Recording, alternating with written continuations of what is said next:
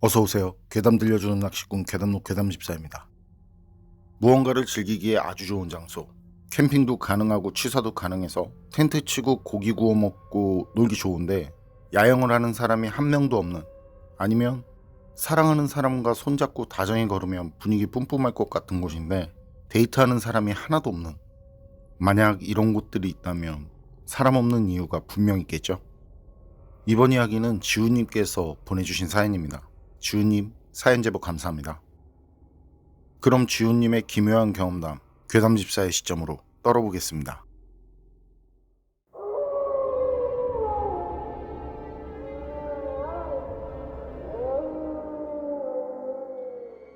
제가 소름 돋는 오싹한 이야기 하나 해드릴게요. 이건 제가 직접 경험한 건 아니고 10년 전쯤 어떤 어르신들한테 들은 얘기인데요. 그 얘기 소름 돋고 기묘하더라고요. 그때 지방으로 일을 가서 거기에서 숙소 생활을 했었는데요. 무슨 프로젝트다 하면 거기 가서 일하는, 그게 같이 일하는 사람들 몇이 팀을 꾸려서 여기저기 돌아다니는 직업이고, 프로젝트다 보니 매일 야근이라 딱히 취미로 뭘 즐긴다거나 하는, 평일엔 뭘 할 수 있는 시간이 없는 직업이었어요. 그저 여유라면 주말뿐인데, 주말엔 집에 다녀온다거나 다들 피곤하다 보니 따로 뭘 하려는 사람도 없고, 그렇게 그런 사람들이 모여서 일을 다니다가 저수지 근처에 있는 곳에서 일을 하게 됐는데요. 현장에서 숙소를 마련해 준 곳도 현장 근처 저수지 앞이었고요. 금요일 밤에 일 마치고 집에 갔다가 일요일 낮에 숙소로 가는데, 숙소에 들어가면서 보니까 저수지에 사람들이 있더라고요. 낚시하는 사람들. 그래서 숙소에 차를 세우고 바로 뭐 좀 잡았나 하고 나가봤죠. 거기 계신 분들은 거의 대부분이 나이가 지긋하신 어르신들이셨는데요. 조과를 보니까 잡기도 꽤 잡았더라고요. 그래서 몇 마디 나누다가, 낚시하는 모습들을 보니까 이 낚시는 하고 싶은데, 제가 낚시를 좋아하지만 돌아다니는 그 직업이다 보니까 장비들이 죄다 집에 있어서 말이죠. 그래서 여쭤보니까 마침 근처에 낚시점도 있고, 바로 거기 가서 그냥 싸구려 낚싯대랑 이것저것 사다가 낚시를 했는데, 거기 있는 동안 이제 쓰다가 거기 떠날 때 그 어르신들 드리지 않은 생각으로, 뭐 그런 생각으로 저렴이들로 그렇게 한 세트 장만한 거죠. 근데 거기 낚시 제법 잘 되는 거예요. 씨알은 작은데 꽤 나오더라고요.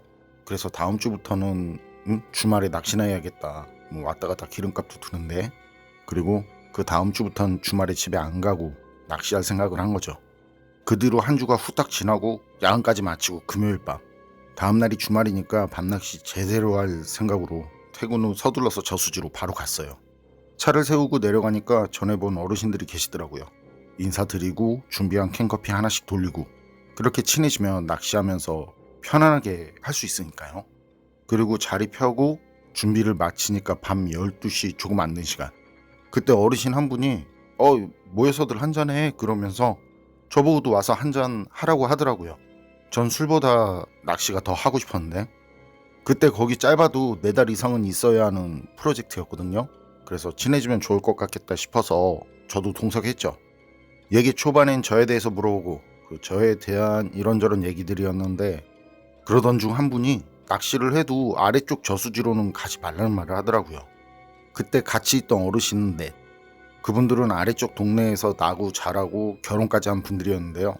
언젠가부터 그분들 사는 마을 저수지 주변으로 이것저것 생기기 시작하면서 건물들도 들어서고, 공사하러 왔던 사람 중엔 저처럼 저수지로 낚시 오는 사람들도 많아졌고요. 그때 어르신들이 말한 그 일이 생겼을 무렵이 배수기였는데요. 어르신들은 배수기엔 그때 제가 낚시하는 그 저수지로 올라와서 낚시를 하다가 느지막이 집으로 들어갔다는데요. 그날도 낚시를 하고 난 뒤에 집으로 가다 보니까 마을 앞 저수지에 그 경찰차에 구급차가 와 있고 사람들이 몰려 있더라는 거죠. 그래서 뭔가 하고 갔더니 거기 낚시를 오던 공사 현장 사람 둘이 어쩌다 싸움이 났고, 그 싸우다 물에 빠졌는데 하나가 익사를 했다고 하더라고요. 그런 일이 있고 좀 지나서 다시 물이 들어온 뒤부터 그 마을 저수지에서 낚시를 할 때였는데, 그때 어르신 중 둘은 일이 있어서 둘만 낚시를 했었다는데요. 그때 같이 낚시를 하던 어르신 한 분이 비명을 지르더래요. 그래서 그 옆에 있던 어르신이 왜 그러냐고 그러면서 물가 쪽을 보는데, 낚싯대가 물에 빠져서 흘러가고 있더라는 거죠. 그래서 물고기가 물고 가나보다 하고 들어가서 건지려는데 그 비명을 지른 어르신이 물에 들어가려던 어르신을 잡더랍니다. 그리고 하는 말이 저 귀신이라고, 귀신이 끌고 가는 거라고. 그러니까 그때 이제 물에 들어가려던 분이 그런 게 어딨냐고 그러면서 낚싯대로 슉 잡아챘는데요. 거기엔 파란색 운동복 바지 있죠. 그 밴드로 돼서 입었다 벗었다 편한 그게 걸려있더라는 거죠. 그래서 이게 뭔가 하고 기분도 찝찝해졌고, 친구는 낚싯대에 걸려서 올라온 바지 보면서 멍하니 서 있고, 그래서 그걸 꺼낸 어르신은 그냥 뒤로 휙 하고 던져버렸고요. 다음 날인가 친구들한테 있었던 일을 얘기하는데, 그 일하러 온 사람이 물에 빠져 죽은 자리, 그 자리에서 처음부터 낚시를 하고 있었다는 그 사람이 하는 말이, 그때 거기 빠져 죽은 사람들이 와서 건져냈을 때 바지가 없었다고 하더라고요. 바지가 벗겨진 상태 말이죠. 그런 말을 들은 뒤에 어르신들은 기분이 찝찝해져서는 거기 그 저수지로는 한동안 가지 않았다는데요. 그러다 날이 좀 지나서 그것도 둔해지고 해서, 그래서 넷이 모두 다시 그 자리에 가게 됐는데, 그때까지도 그 바지를 치우지 않았는지 그 바지가 거기 그대로 있더라는 거예요. 그래서 한 분이 불을 피워서 그거 태우고 있었는데, 낚시를 하던 나머지 셋이 갑자기 일어서서는 오오오 셋 말이 건너편에서 어떤 여자가 물에 빠지려는 듯 물 쪽으로 들어가려고 한다는 거예요. 그 여자가 아무래도 안 좋은 선택을 하려나 보다고. 그런데 그때 그 바지를 태우고 있던 그 어르신은 앞만 봐도 그 여자가 눈에 보이지 않더라는 거예요. 그래서 안 보인다고, 뭐가 보인다는 거냐고 그렇게 말을 하니까 다른 분들이 저거 안 보이냐고, 저거 저러다 큰일 나겠다고. 그때 거기가 저수지 가로질러 그 직선으로는 얼마 안 되는데, 이 돌아서 가려면 굉장히 먼 거리였다고 하더라고요. 그래서 셋은 이제 직선으로 가려고 막 물에 들어가려고 그러고, 그때 바지 태우던 어르신은 그 모습을 보고 그거 말리려고 또 달려가고, 냅다 달려가서 그 친구들 뺨 싸다구를 있는 힘껏 갈겼다고 하더라고요. 그런데도 정신들을 못 차린다는 거죠. 셋이잖아요. 하나 잡으면 둘이 가고, 그래서 일단 하나만 패자, 그래서 정신 차리게 하자, 그런 생각에 하나만 잡았고, 그 한 분은 그런 친구의 정성에 정신을 차리게 됐고요. 그때 얘기 중에 그 한 분이 웃더라고요. 씁쓸하게. 그리고 제정신인 둘이 나머지 둘을 물 밖으로 끄집어내서 또 정성을 보여주시고, 어쨌든 그때 이제 물에 들어가려던 세 분 얘기를 들어보니까 건너편에서 어떤 여자가 이상하지도 않더래요. 귀신 얘기에 나오는 소복을 입은 것도 아니고, 그냥 그때 당시 시골에서 여자들이 입는 옷, 흔히 볼 수 있는 그런 평범한 옷차림을 한 여자가 처음엔 건너편에서 어슬렁거리다가 좀 망설이는 듯한 행동을 보였고, 그러다 물에 들어가더라는 거죠. 그래서 그때 어르신 셋은 동시에 물속으로 들어가려고 한 거고요. 그런데 뺨을 때리는 어르신은 앞만 봐도 아무도 없는데 친구들이 그러고 있으니까 이게 뭐에 홀린 거 맞다, 그러고는 그렇게 뺨 싸다구를. 그리고 그렇게 정신들을 차리고 보니까 말이죠, 그 여자가 서 있던 곳엔 아무도 없더라는 거예요. 그 얘긴 마을에 다 퍼졌고 나중엔 건넌마을까지 퍼졌는데요. 그런데 그때 옷차림이며 그런 얘기를 들은 건넌마을 사람들이 누구네 집 누구 아니냐고, 그 어르신들도, 저한테 말씀하신 그 어르신들도 그 여자에 대해선 잘 모르는데, 그때 당시 청년이던 어르신들이 어렸을 때 건넌마을 여자 중에 그 저수지에 빠져서 죽은 여자가 있다고, 그런데 그때까지도 여자 시체를 암만 찾아도 찾을 수 없었다고, 그리고 사람들 하는 말이 아마도 그 바지 임자, 그때 태우던 그 바지 임자, 그 임자가 구한 것 같다고, 그런 말들이 돌았다는 거죠. 그리고 그 뒤에 거기 가뭄이 심했던 해 저수지가 바닥을 드러낼 정도가 됐었는데요. 자세한 건 그분들도 모르는데 건넌마을 지인이 그런 말을 해주더래요. 그때 그렇게 찾지 못했던 여자 사체가 완전히 백골이 돼서는 발견이 됐다고. 완전 뼈만 남은 백골인데 그 여자더라고요. 그래서 마을에서도 죄를 지내주고 했다고요. 그런데도 그 내부는 어쨌거나 그 뒤로는 도저히 거기로 갈 엄두가 나지 않더라는 거죠. 그러면서 저보고도 자신들 마을 앞에 있는 그 아래쪽 저수지로는 절대 가지 말라고 했고요. 얘기를 듣고 나니까 호기심이 생기더라고요. 그분들이 말한 저수지는 그때 집에 다녀오거나 할 때 고속도로를 타려면 지나는 곳이기도 하고 해서 이래저래 다니면서 몇 번 가봤는데요. 가서 보니까 오히려 분위기는 거기가 더 좋더라고요. 더 상쾌한 기분도 들고. 그런데 이상한 게 몇 번을 거길 지나다니면서 봐도 말이죠, 거긴 낚시하는 사람들이 보이지 않더라고요. 제가 낚시하던 위쪽 저수지보다도 경치도 더 좋은데. 그런데도 그렇다 보니까 혹시 정말로 어르신들이 말한 그 무언가가 거기서 나타나는 걸지도 모르겠다 싶더라고요. 지훈님 사연은 여기까지인데요.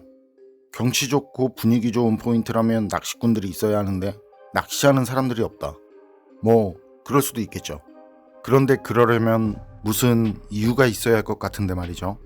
물고기가 잡히지 않는 곳이라든지, 아니면 정말 뭔가가 나와서 사람들이 피하는 곳이라든지. 여러분 생각은 어떠세요? 판단은 여러분께 맡기겠습니다. 어서오세요. 괴담 들려주는 낚시꾼 괴담록 괴담집사입니다. 단팬님들 혹시 그런 경험 있으세요?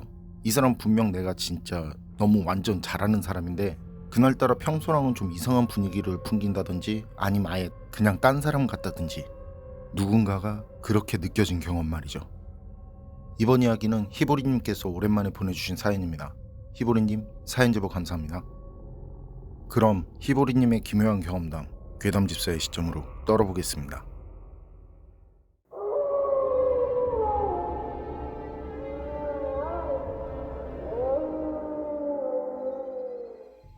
이번 이야기는 제가 직접 경험한 일은 아니고요. 낚시를 갔다가 알게 된 분에게 들은 얘기예요. 그러고 보니까 이것도 2014년쯤 그쯤인 것 같은데, 그때가 겨울이었어요. 그분을 처음 본 게. 겨울엔 베스 낚시를 할 수 있는 곳이 따뜻한 물이 나오는 곳이라든지, 그렇게 따뜻한 물이 나오는 샘물 유입구라든지, 아니면 수심이 얕은 곳에서 경사가 지면서 깊어지는 곳이라든지, 이렇게 특정적인 조건을 갖춘 곳으로 제한이 되거든요. 제가 가는 곳도 앞쪽은 얕지만 그 석축으로 돼서 급경사고, 몇 걸음 걸어가면 수심이 깊어지는 그런 곳이었고요. 그리고 위쪽엔 작은 산이라고 해야 하나? 그 산 같은 게 있는데 직벽으로 깎인 산이 있어서 바람도 막아주고 지열이 있는 곳이라 좀 위험하지만, 그래도 겨울엔 저희 동네에선 그만한 곳이 없었어요. 그리고 가장 좋은 건 거긴 아는 사람이 별로 없다는 거. 저도 아래층 장어 낚시하는 사람 소개로 알게 됐는데 그 사람이 알려주기 전엔 몰랐거든요. 그런데 그 자리에 가면 늘 만나게 되는 사람이 있었어요. 제가 거기를 겨울에 한 달 정도 나갔었는데, 거기에 가서 낚시를 하고 있으면 밤 12시 조금 넘으면 그분이 늘 나오더라고요. 그렇다고 그 사람은 낚시를 하러 나온 것도 아니고, 그렇게 나와서는 석축에 앉아서 담배 몇 대 피우다 들어가곤 했는데, 있는 시간은 그때마다 이렇게 좀 다른데, 짧게는 10여 분, 길게는 30분 정도, 그 정도 있다 가더라고요. 전 사연에서도 말했었지만 그때 베스 낚시에 완전 미쳐있을 때라서요. 그래서 일 마치고 오면 바로 씻고 이것저것 대충 챙겨서 바로 나갔었거든요. 차가 없으니까 자전거를 타고 다녔는데, 그래서 낚시하는 자리에 가면 밤 10시? 대략 평균적으로 밤 10시 내외였거든요. 그리고 나가면 날씨가 진짜 엄청 추운데, 낚싯대 가이드랑 낚싯줄에 얼음이 생기는 건 기분이고, 낚시하면서 이게 낚싯대는 좀 괜찮으려나, 뭐 부러지진 않으려나 하는 그런 생각도 들고요. 겨울 낚시 하시는 분들은 아시겠지만 장갑이 없으면 낚시도 못할 정도고요. 너무 추울 때는 손가락에 감각이 없어지잖아요. 손가락이 달려있나 하고 가끔 봐주기도 하고, 얼굴에서 뭐가 뚝 떨어지면 진짜 그냥 물 같은 콧물이고 말이죠. 그래도 그거 좋다고 그렇게 나가는 거 보면 이제 낚시가 뭔지 싶기도 한데, 그래서 나갈 땐 보온병에 믹스 커피 몇 병 타가지고 나갔었는데, 그렇게 그 사람을 계속 보게 되니까 몇 번 본 뒤부터는 그 자리에서 저 혼자 그렇게 커피를 마시는 게 좀 그렇더라고요. 그래서 그런 기분이 든 뒤엔 종이컵 준비해서 그분한테도 한 잔 드렸고, 그래서 그게 그분과 대화를 나눌 정도로 친해진 계기가 된 거고요. 그렇게 친해진 그분을 이제 아저씨라고 칭할게요. 아저씨는 나이가 50 후반 정도? 그 정도로 보였는데, 동네에서 막걸리집을 하고 있었어요. 거긴 저도 알고 있는 작은 파전집이었는데, 그 가게가 그 아저씨가 하는 가게더라는 거죠. 그리고 나중에 한잔 하러 오라고 그랬던 기억이 있는데, 그렇게 몇 번 커피가 서로 오가다 보니까 자기 젊었을 땐 동네에서 좀 놀았다는 것부터 가게를 크게 했었는데 다 망해서 지금 그 작게 가게를 한다는 거나, 그냥 이런저런 얘기까지 하는 그런 사이가 됐는데요. 그 얘긴 그때 그렇게 아저씨가 해준 얘기 중 하나고, 아저씨가 왜 매일 그곳에 나오는지 알게 된 얘기예요. 아저씨랑 어릴 적부터 아주 친했던 동네 친구가 제가 낚시를 하는 그 자리에서 한 1년 정도 거의 매일 그 자리에서 베스 낚시를 했다고 하더라고요. 아저씨는 그때까지도 결혼하지 않고 그냥 혼자 살고 있었고, 그리고 아저씨 친구는 결혼을 했는데 가게를 하다가 망하면서 그래서 이혼하고 서울로 가서 공장을 다녔다고 했는데, 그렇게 서울에서 공장을 다니다 얼마 지나지 않아서 퇴사를 하고는 다시 고향으로 내려왔고, 그렇게 고향으로 내려온 뒤엔 일할 생각은 안 하고 한 1년 가까이 그 낚시만, 진짜 1년 가까이 맨날 그렇게 나가서 낚시만 했다고 해요. 그렇게 낚시만 하니까 어머님도 그렇고, 또 어머니는 형이랑 같이 살고 있었는데 형도 그렇고 형 식구들도 좋아할 리가 없었겠죠. 그러다 밤이었는데 어디서 술을 거하게 마신 친구가 아저씨 가게로 왔대요. 동네가 작아서 밤 11시 정도 넘으면 손님이 없는 곳이라 그때 아저씨도 가게 정리하고 들어가려던 참이었는데, 그렇게 친구가 취해서 아저씨를 찾아왔다고 하더라고요. 그리고 한잔하자고 하는데 친구를 보니까 어디서 맞고 왔는지 눈도 부어있고 입도 부어있더랍니다. 그냥 얼굴 전체가 부어올랐고 손은 손등이 닦아져서는 그래서 너 왜 그러냐고, 어디서 싸우고 온 거냐고 그렇게 말을 했더니 그냥 술이나 달라면서 웃기만 하고 말을 하지 않더래요. 그래서 아저씨는 가게 문 닫고 두부 좀 굽고 그리고 남은 전들 좀 부쳐서 그거 가지고 친구랑 한잔 하는데 꽤 마셨다고 하더라고요. 아저씨도 친구도. 근데 갑자기 친구가 대성통곡을 하면서 울더라는 거죠. 그 아저씨도 그때 알게 된 건데, 실은 친구가 한쪽 눈이 거의 안 보일 정도로 아픈 상태였고 그 눈 말고도 무슨 병이 있었다는데, 병도 제가 잘 모르는 병이라서 그 생소했어요. 그래서 기억은 잘 안 나는데 하여튼 좀 심각한 병이었던 것 같아요. 죽을 수도 있는 그런 심각한. 그래서 전에 다닌 회사도 퇴사를 하고 내려온 거였고요. 친구는 현실적으로 다시 일할 수도 없는 상황이고, 사실 상황이 그렇다 보니까 이제 일하고 싶은 마음도 사라져서 그렇게 매일 낚시를 하러 나간 거였다는데, 아저씨도 친구가 평소에 낚시를 좋아하는 사람이 아닌데 그렇게 맨날 낚시만 하러 나가서 그때 의아했었다고 하더라고요. 친구는 매일 그렇게 물고기를 잡으면서도 그게 좋아서 한 게 아니었던 거죠. 그런 아저씨 친구에겐 정말 하루하루가 짐이었다고 했답니다. 그렇다고 그걸 가족들한테도 얘기하지 않았고요. 아니 못한 거죠. 당시 형도 힘들고 어머니도 힘든데 어머니 모시고 조카들하고 겨우 먹고 사는 그런 얘기 해봐야 그 집만 된다면서 얘기를 하지 않았다고 하더라고요. 그런데 아저씨 친구 형이 그런 아저씨 친구를 때렸다는 거죠. 그렇게 얼굴이 망가진 것도 형이 그렇게 만든 거고요. 형이 예전에 동네에서 주먹으로 좀 알아준 사람이었다는데 성격이 좀 그랬다나 봐요. 말보다 주먹이 먼저 나가고.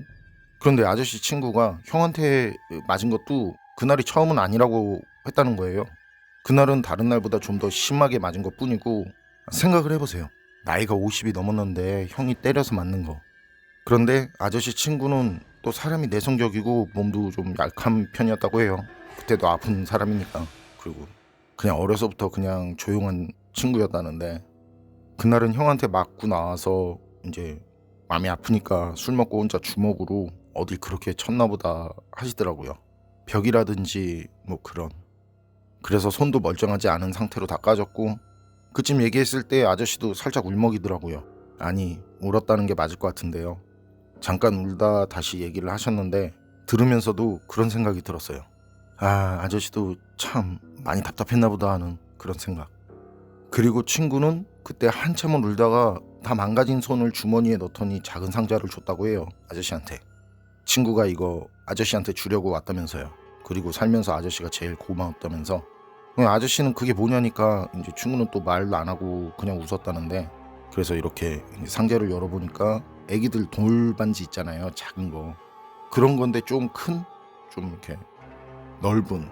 그래서 이게 뭐냐니까 물어도 그땐 또 많이 취한 상태라, 그래서 그거 다시 돌려주면 취중에 어디 던져버리거나 잃어버릴 것 같아서 다음날이나 전해줘야지 하고는 그 반지는 아저씨가 챙기고, 그리고 그때 친구가 너무 취해서 부축해서 이제 집에 데려가기도 힘들고, 술에 취한 사람 부축한다는 게 진짜 힘들잖아요. 아시는 분은 아시겠지만. 그리고 그날 그렇게 형한테 맞고 나왔는데 집에 들어가고 싶겠냐 싶어서 아저씨는 가게 한쪽에 자리 펴고 거기서 이제 친구랑 같이 잤다고 하더라고요.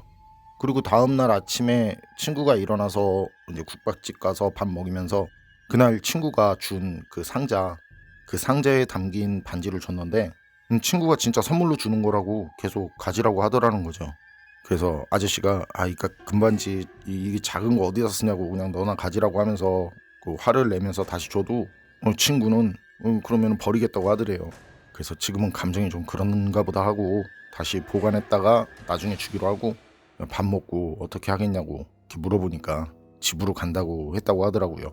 그래서 잘 생각했다고, 힘들어도 가족들한테 얘기하고 아저씨도 도울 테니까 좋은 방법 찾아보자고 했다는데, 그리고 이제 밥 다 먹고 집에 간다고 하니까 아저씨가 이제 손 흔들고 배웅하고, 그리고 아저씨는 또 그날 장사해야 되니까 그날 장사 준비를 했다는데, 이상하게 기분이 세지더래요.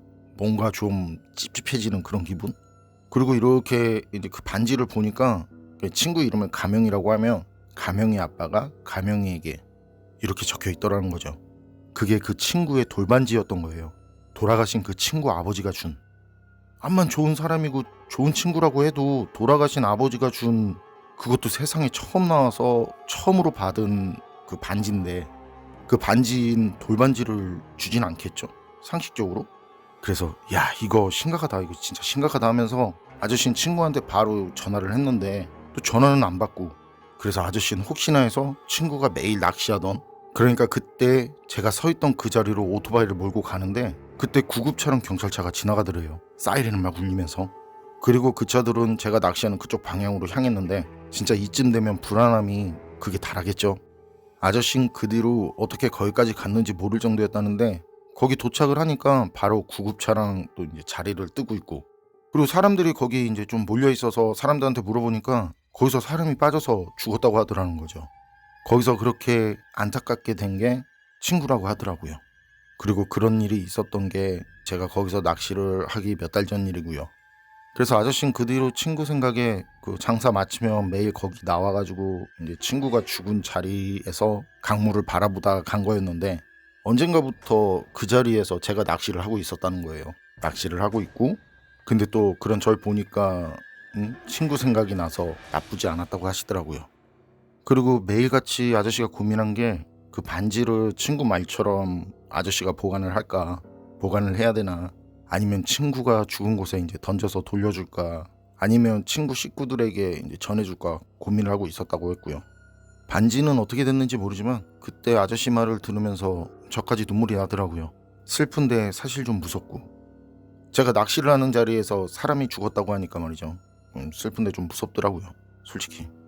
그리고 저도 뒤로는 그 자리에 가지 않고, 또 술도 안 좋아하니까 아저씨 가게에 갈 일이 없어서 반지는 어떻게 했는지 모르지만 지금 가만히 생각해보면 우정이 깊은 분들이셨구나 하는 그런 생각도 들고, 어쨌든 이 얘기가 무섭거나 뭐 귀신이 나오거나 하는 그런 얘기는 아니지만 제 개인적으로는 제가 경험한 일들 중에서 평범하지 않았던 기억을 남긴 그런 일이었습니다. 히보리님 사연은 여기까지인데요. 히보리님의 이번 사연, 제가 볼 때도 정말 안타까운 사연이었어요. 귀신 얘기도 아니고 무서운 얘기도 아니지만 뭔가 제 스스로도 다시 한번 돌아보게 되고 이상하게 여운이 남는 그런 사연이라 떨어뜨렸습니다. 정말 안타깝네요. 가슴이 아픕니다. 사연 속 고인이 되신 친구분의 명복을 빕니다. 어서오세요. 괴담 들려주는 낚시꾼 괴담록 괴담집사입니다. 단패님들, 옛날 이야기 보면 잉어를 잡았는데 그게 용왕 아들인지 뭔지라고 해서 그거 풀어줬더니 복이 굴러왔다, 뭐 그런 말 있잖아요. 그런데 용왕이면 바다에 있어야 하는 거 아닌가요? 잉어는 민물인데. 여기저기 맘대로 다닐 정도로 능력이 있는데 사람한테 잡힌다? 좀 이상하지 않나요? 그런데 이런 말도 안 될 것 같은 비슷한 일을 경험한 기묘한 경험담이 있습니다. 이번 이야기는 강서방님께서 보내주신 사연입니다. 강서방님, 사연 제보 감사합니다. 그럼 강서방님의 기묘한 경험담, 괴담집사의 시점으로 떨어보겠습니다.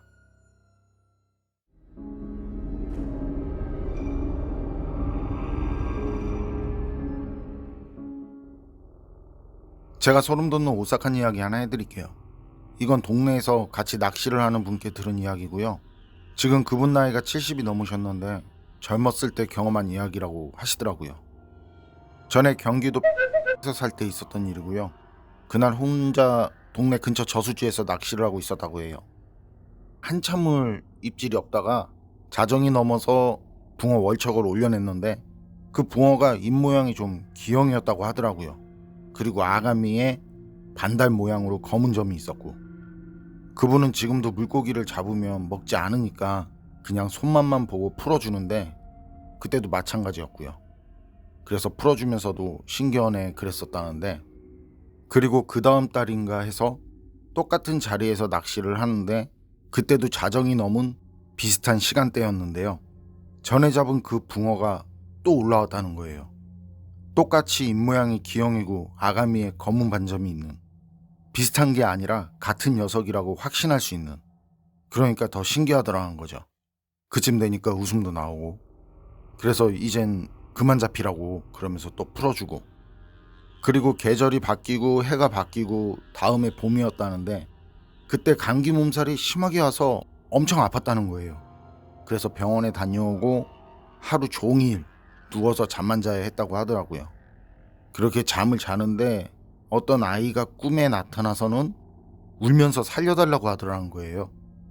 그런데 그 아이 몸에 옷을 하나도 입지 않고, 물론 속옷도요. 그렇게 그냥 알몸인 몸은 옅은 금색 비늘로 덮여있고 머리카락은 하나도 없는데 얼굴은 아이더래요.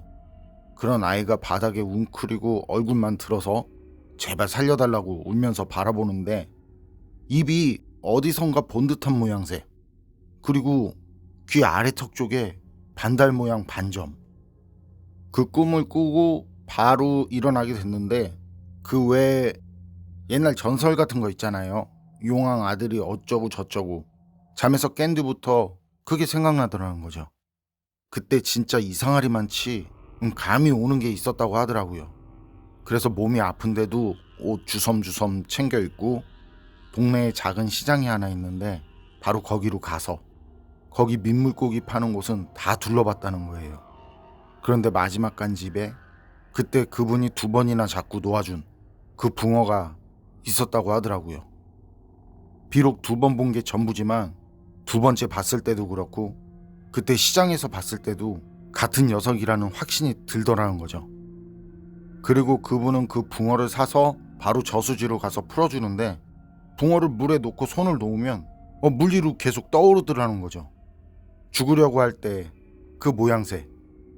그래서 지느러미를 잡고 앞뒤로 살살 계속 움직여주니까, 그렇게 한참을 움직여주니까 그제야 혼자 몸을 가눌 수 있게 됐는데, 물고기들은 물에 놔주면 바로 뒤도 안 보고 도망가거든요. 아주 잽싸게. 그런데 그 붕어는 손을 완전히 뗀 상태인데도 그분을 보면서 입을 수면 위로 내놓고 뻐끔거리더래요. 마치 고맙다고 인사라도 하는 듯. 그리고 그렇게 한참을 있다가 물속으로 사라졌고요. 그분은 그때 드는 생각이 진짜 옛날 이야기처럼 저게 뭔가 되는 건지 아니면 그냥 우연인지는 몰라도 그 녀석을 2번이나 만난 거며, 그리고 아픈 상태에서도 자면서 꿈을 꿨는데 그 꿈에 붕어 닮은 아이가 나온 거며, 그래서 재래시장에 갔더니 전에 잡았다가 풀어준 그 붕어가 거기에 있는 거며, 하나하나가 다 신기하더라는 거죠. 그러면서 혹시나 하는 마음에 복권을 샀는데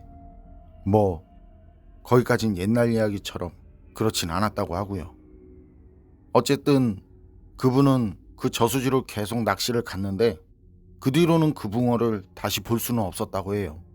속으로는 은근히 기대를 했었는데 말이죠. 강서방님의 사연은 여기까지인데요. 잡은 물고기를 풀어줬는데 한참 지나서 같은 물고기를 잡고, 풀어준 물고기를 시장에서 다시 볼 수도 있다고 쳐요. 그런데 중간에 꿈에서 물고기 특징을 가진 아이를 봤다고 하니까 그 아이가 살려달라고 한 뒤에 시장에서 같은 물고기를 봤다고 하니까 이게 무서운 사연은 아닌데 낚시하는 제 입장에선 이 사연 소름 돋는데요. 개인적으로는 물귀신보다 이런 사연이 더 소름 돋습니다. 과연 이런 일들이 정말 그냥 단순히 우연히 생긴 일들일까요? 여러분 생각은 어떠세요? 판단은 여러분께 맡기겠습니다. 괴담록 오늘 이야기는 여기까지입니다. 그럼 전 다음에 또 다른 사연으로 찾아뵙겠습니다.